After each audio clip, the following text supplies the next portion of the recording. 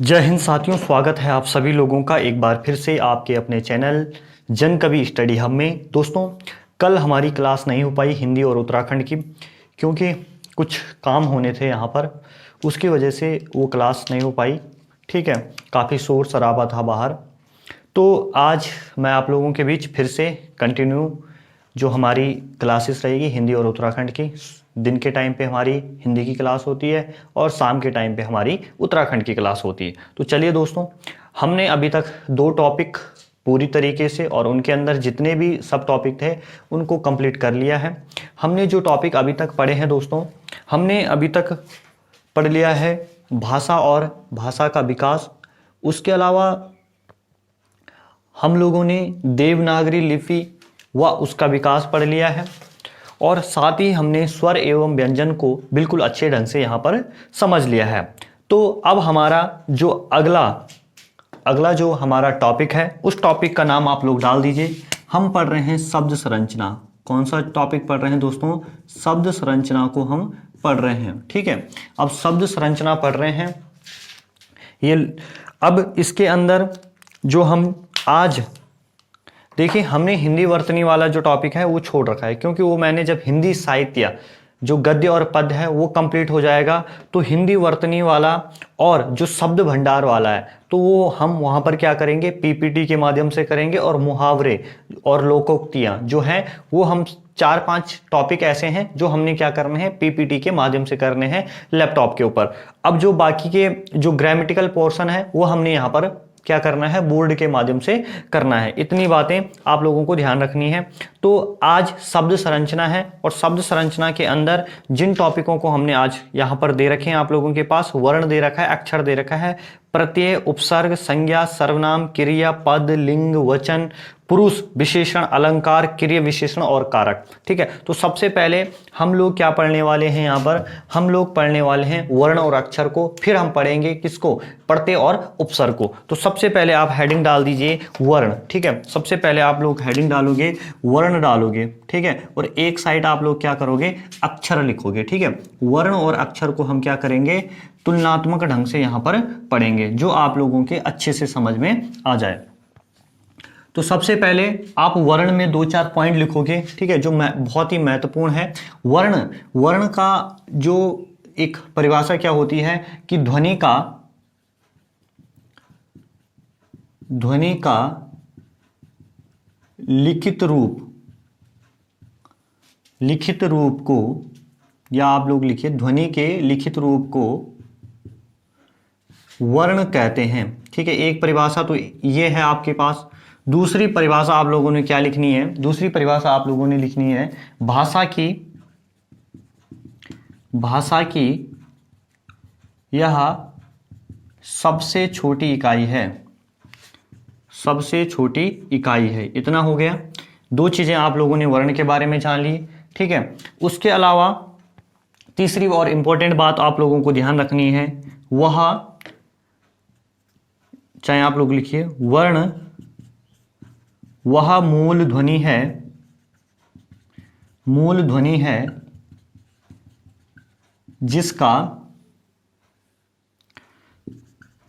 खंडन नहीं किया जा सकता है,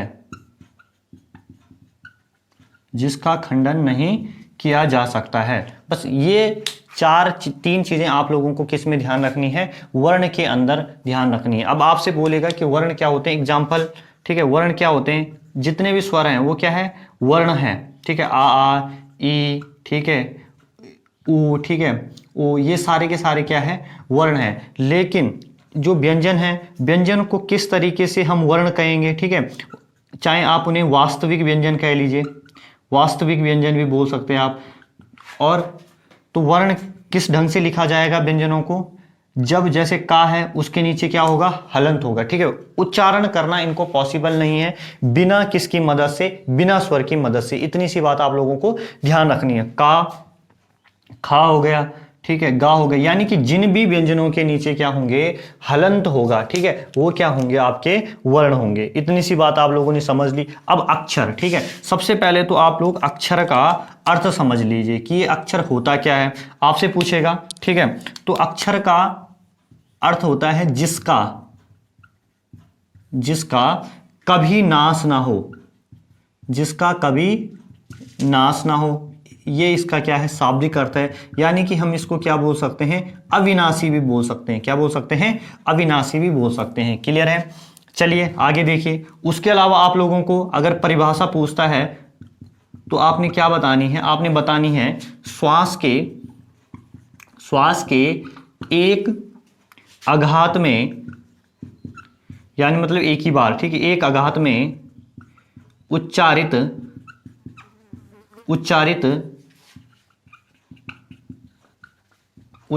ध्वनि इकाई को अक्षर कहते हैं। क्या कहते हैं, ध्वनि इकाई को अक्षर कहते हैं। अब देखिए आप लोगों को क्या ध्यान रखना है, जैसे का है, हलंत नहीं इसके नीचे, तो ये क्या होगा, अक्षर है।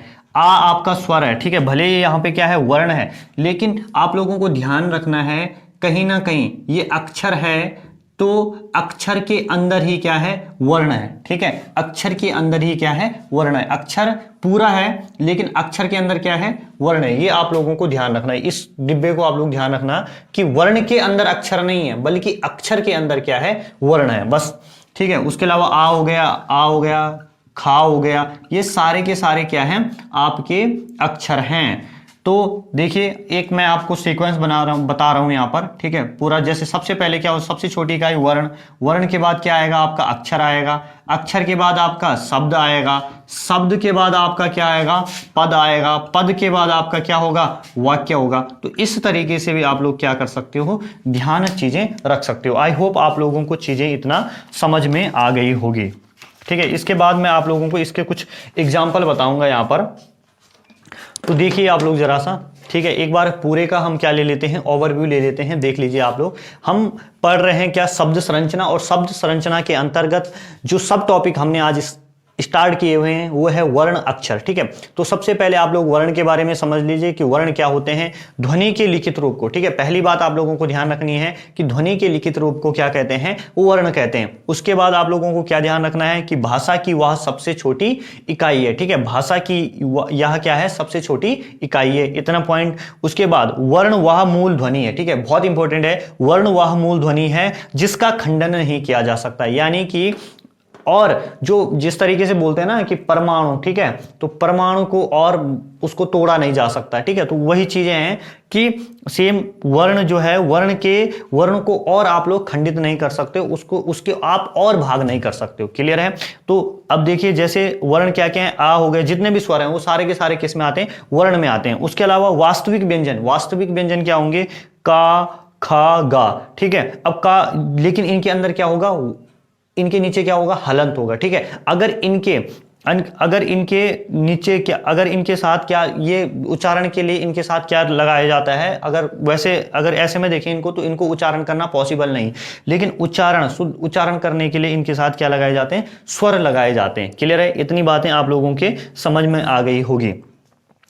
अब इसके बाद अक्षर को देख लीजिए। अक्षर का जो शाब्दिक अर्थ होता है जिसका कभी नाश ना हो। ठीक है, यानी कि अविनाशी बोल सकते हैं आप अक्षर को। परिभाषा की बात करें कि श्वास के एक आघात में उच्चारित ध्वनि को, श्वास के एक आघात में उच्चारित ध्वनि को क्या बोला जाता है, अक्षर कहते हैं। का, आ, ठीक है, का, खा, सब ये जितने भी हलंत नहीं है इनके साथ, ठीक है, जितने भी ये हैं इनको क्या बोला जाता है, अक्षर बोला जाता है। ठीक है, दूसरी इंपॉर्टेंट बात जो है आप लोगों को ध्यान रखनी है कि अक्षर के अंदर ही क्या आते हैं, वर्ण आते हैं। ठीक है, पहले वर्ण है, फिर अक्षर है, फिर शब्द है, फिर पद है, फिर वाक्य है। आई होप आप लोगों को इतनी चीजें समझ में आ गई होगी। ठीक है, एक दो बार चीजों को अगर आप समझ लोगे, ठीक है, कुछ भी इम्पॉसिबल नहीं है। अब हम इसके कुछ एग्जाम्पल देख लेते हैं। ठीक है, चलिए अब जैसे कोई भी शब्द ले लो आप, जैसे आप एग्जाम्पल के ले लीजिए, कमल ले लीजिए। ठीक है, कमल ले लीजिए। अब आपको इसमें पूछा जाएगा कि इसमें कितने वर्ण हैं, कितने अक्षर हैं। तो अभी हम देखते हैं कितने वर्ण, कितने अक्षर हैं, सब चीज हम यहां पर करेंगे अभी।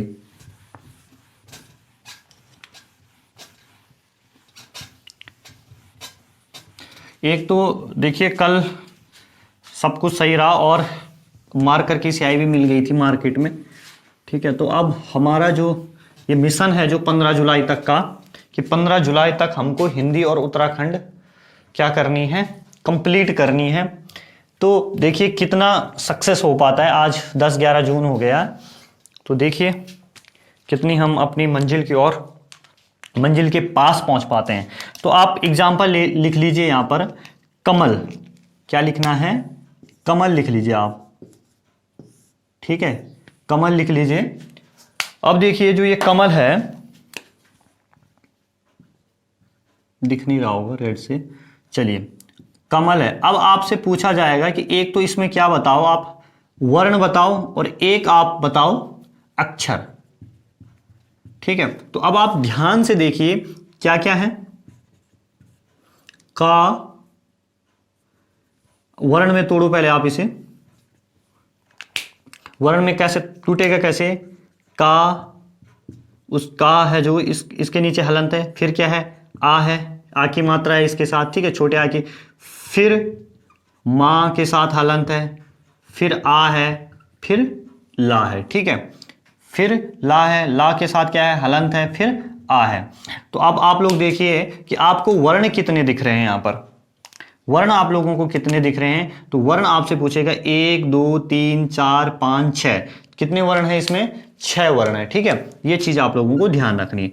अब आपसे अक्षर पूछेगा, ठीक है, अब अक्षर पूछेगा तो अक्षर कितने। तो जो अक्षर होते हैं दोस्तों वो किससे मिलकर बने होते हैं, ठीक है। आप लोग देखिए अक्षर सिंपल है, ये का और ये आ मिला तो क्या बना, का बना, ठीक है। ये हलंत वाला का और आ मिला तो क्या बना, का बना। माँ के साथ आ जुड़ा, माँ बना, शुद्ध रूप से उच्चारित हो रहा है। ला और आ जुड़ा, क्या बना, तो यानी कि एक ये और ये तीनों मिलके, जब ये तीनों मिले तो क्या बना, कमल बना। तो आप अक्षर कितने हुए, आपके अक्षर की बात करेंगे तो अक्षर कितने होंगे, का, मा और ला। अक्षर पूछा जाएगा तो अक्षर कितने हैं, 3 है। क्लियर है। इसी तरीके से एक और वर्ड ले लीजिए, जैसे आपसे पूछा जाएगा राजा, ठीक है, कि ये हमारा राजा बेटा है, बोलते हैं ना। तो अब इसमें वर्ण पूछेगा और इसमें क्या पूछेगा, अक्षर पूछा जाएगा। तो अब आपको बताना है वर्ण क्या क्या है इसमें।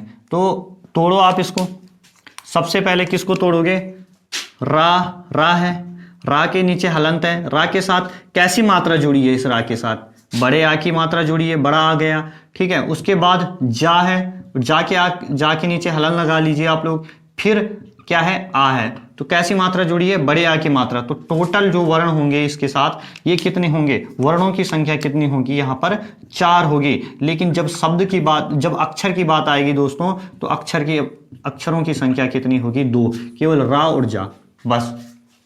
इतनी सिंपल सी चीजें आप लोगों को ध्यान रखनी है। लेकिन एग्जाम के अंदर इतना सिंपल नहीं पूछा जाता है। आप लोगों को कंफ्यूजन क्रिएट करने के लिए आपसे एक प्रश्न पूछा जाएगा, आपको शब्द दिया जाएगा, क्या, सत्य। कौन सा शब्द दे दिया, सत्य। अब वो पूछेगा आपसे कि आप इसमें वर्ण या आप इसमें अक्षर बताइए। क्लियर है। अब देखिए आप तोड़ोगे, सा प्लस आ, ठीक है, ये क्या है, ता है ना, तो ये आधा है, आधा हलंत लगेगा इसके नीचे, या और प्लस आ, ठीक है, इस तरीके से हुए। अब इसमें आपने वर्ण तो बता दिए, कितने वर्ण आप बता दोगे इजिली कि वर्ण कितने होते हैं, 5। कितने होते हैं, 1 2 3 4 5 बता दोगे। लेकिन गच्चा आप कहां पर खा लोगे, जब अक्षर की बात आएगी। अब देखिए अक्षर क्या होगा, ये और ये होगा, ठीक है, जो पूरा उच्चारित हो रहा है, ठीक है, ये और ये होगा, ठीक है। अगर आपसे ये नहीं होगा अक्षर, ठीक है, ये क्या है, ये वर्ण है। अब आपसे पूछा जाएगा कि सत्य में कितने अक्षर हैं। अब सत्य में कितने अक्षर हैं तो आपको बताना है कि सत्य में कितने अक्षर हैं, एक ये है, एक ये, यानी कि सत्य में अक्षरों की संख्या कितनी है, 2 है। इस तरीके से आप लोगों को एग्जाम के अंदर दोस्तों चीजें करनी है। आई होप आप लोगों को इतना समझ में आ गया होगा। चलिए, जितनी भी चीजें हैं आप प्रैक्टिस करते रहिए, देखते रहिए इनके साथ क्या क्या है, क्या क्या चीजें हैं, क्या क्या नहीं है। अब हम अपना जो अगला टॉपिक है आपका कौन सा, उपसर्ग और प्रत्यय वाला, इसे हम क्या करेंगे, इसे हम सोमवार से शुरू करेंगे, ठीक है। वैसे अगर हम उसे आज ही उसकी खिचड़ी पका देंगे, ठीक है, तो ना आप लोगों को ये ध्यान रहेगा ना वो ध्यान रहेगा। तो हमने क्या कर दिया, आज वर्ण और अक्षर को कंप्लीट कर लिया यहां पर। उसके बाद हम क्या करेंगे, जो हमारा प्रत्यय और उपसर्ग वाला जो पार्ट है उसको हम क्या करेंगे, सोमवार को कर लेंगे। क्लियर है इतना, ठीक है। कोई धीरे धीरे क्या होगा, थोड़ी थोड़ी करेंगे, कहते हैं ना कि बूंद बूंद से घड़ा बढ़ता है, तो वही चीज यहां पर भी है कि हम थोड़ा थोड़ा थोड़ा थोड़ा, भले हम खरगोश की चाल में नहीं चलेंगे लेकिन कछुए की चाल में चलेंगे, लेकिन अपनी मंजिल तक पहुंचेंगे जरूर। और इतना है दोस्तों कि 15 जुलाई तक, ठीक है, क्योंकि हिंदी साहित्य वाला हम कहां से कर रहे हैं, पीपीटी के माध्यम से कर रहे हैं। अब जो देखिए, आज कल शनिवार है, शनिवार तक जो है आपका जो पद्य वाला भाग है वो कंप्लीट हो जाएगा, यानी कि एक वीक में 4 क्लास हुई सिर्फ, और 4 क्लास के अंदर पद्य वाला भाग कंप्लीट हो गया। उसके बाद क्या है, गद्य वाला सेक्शन है। अब सोमवार सैटरडे को तो सिर्फ 2 क्लास आती है, एक करंट अफेयर की उत्तराखंड की, और एक उत्तराखंड करंट अफेयर और एक करंट अफेयर देश का, 2 क्लास आती है। अब देखिए सोमवार से क्या होगा कि सोमवार से टोटल 12 है ये, अगर हम 3-3 भी करते हैं एक दिन में, 4 दिन के अंदर आप लोगों के गद्य वाला जो सेक्शन है हिंदी का कंप्लीट, यानी कि 17 तारीख तक हमारा क्या हो जाएगा, 17 तारीख तक हमारा ये पूरा पद्य और गद्य क्या हो जाएंगे, फिनिश हो जाएंगे। अब उसके बाद हम आएंगे सीधे हिंदी वर्तनी पे, जो हमने ऊपर यहाँ पीपीटी से करना है। हिंदी वर्तनी में हमारा 3-4 दिन, 2-3 दिन लगेंगे, ठीक है, ज्यादा से ज्यादा। उसके बाद हमारा क्या होगा, शब्द भंडार वाला जो सेक्शन है, जिसके तत्सम, तद्भव, देशज, आगत, ठीक है, 1 हफ्ता, ठीक है, 1 हफ्ता हमारा इसमें लग गया, यानी कि 7-7 आपका 14-15, यानी कि 25 जून तक, ठीक है, 25 जून तक हम ये आपका गद्य भाग, आपका शब्द भंडार, आपका हिंदी वर्तनी और आपका जो ये लोकोक्ति और मुहावरे हैं ये भी कंप्लीट कर चुके होंगे। क्लियर है। उसके बाद अब जो हमारी ये क्लास है, जो चलती है, उसमें हम लोग तब तक लगभग ये क्रिया विशेषण कारक, ठीक है, जो ये शब्द संरचना वाला है और संधि वाला है, ठीक है, इतना मैं मानता हूं कि शब्द संरचना और संधि हम क्या कर चुके होंगे, 25 जून से पहले कंप्लीट कर चुके होंगे। उसके बाद सिर्फ हमारे पास एक वाक्य बचता है, वाक्य परिचय, ठीक है, वाक्य वाला बचता है।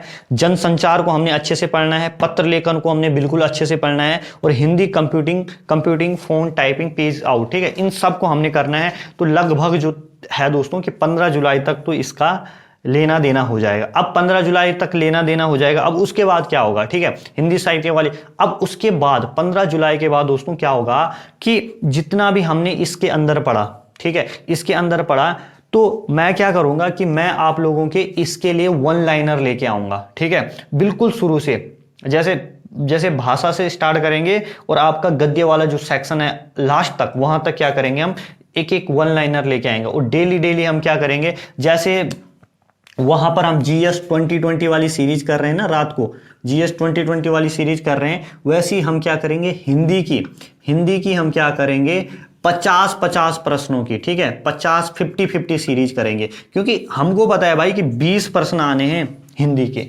ठीक है, और 20 में से अगर 18 हो गए ना तो बाबा मजा ही मजा है, ठीक है। तो हम क्या करेंगे, डेली मैं क्या करूंगा, 50-50 प्रश्न आप लोगों के बीच हिंदी के लेके आऊंगा। अब उसे टाइप वो पिछले वर्षों के प्रश्नों के आधार पर भी होंगे, अलग अलग राज्यों में, ठीक है, मैं ये भी करूंगा जितने अलग अलग राज्यों में हिंदी से आए हुए प्रश्न, ठीक है, जो रिसेंटली एग्जाम हुए, उनके प्रश्नों को भी खंगाल के लाऊंगा, ठीक है, क्योंकि यार कहीं ना कहीं जो भाईबंदी रिश्तेदारी होगी ना इनके बीच, आयोग वालों के बीच, तो वो भी देखेंगे ना उधर के कि हाँ भाई कि राजस्थान में हिंदी में कौन सा प्रश्न आया है, ठीक है, आपका यूपी में कौन सा आया है, आपके हिमाचल में कौन सा है, तो सबको टटोल के हम ऐसे 1 लाइनर बनाएंगे। क्लियर है। तो फिर वो 2020 नहीं चलेगा, वहां पे 50-50 ओवर का मैच चलेगा 15 जुलाई के बाद, ठीक है, हिंदी के अंदर। उसके बाद क्या होना है, इतना हिंदी के अंदर हो गया। अब आप लोग बोलोगे सर कंप्यूटर और रीजनिंग का क्या होगा, ठीक है, रीजनिंग की क्लास होगी बोर्ड पे, ठीक है, कंप्यूटर रीजनिंग की क्लास बोर्ड पे होगी, कंप्यूटर की क्लास बोर्ड पे होगी, लेकिन कब होगी, 15 जुलाई के बाद होगी, जब ये चीजें फिनिश हो जाएगी, जब उत्तराखंड और आपका हिंदी फिनिश हो जाएगी 15 जुलाई तक, तो हम क्या कर लेंगे, हम रीजनिंग और कंप्यूटर को स्टार्ट कर लेंगे और जो बाकी के और सब्जेक्ट हैं उनको स्टार्ट कर लेंगे। तो इस तरीके से हम क्या करेंगे, अपना पूरा जो रोड मैप है हमारा, ठीक है, फिलहाल 15 जुलाई तक का टारगेट है, फिर 15 जुलाई के बाद 15 अगस्त तक का होगा।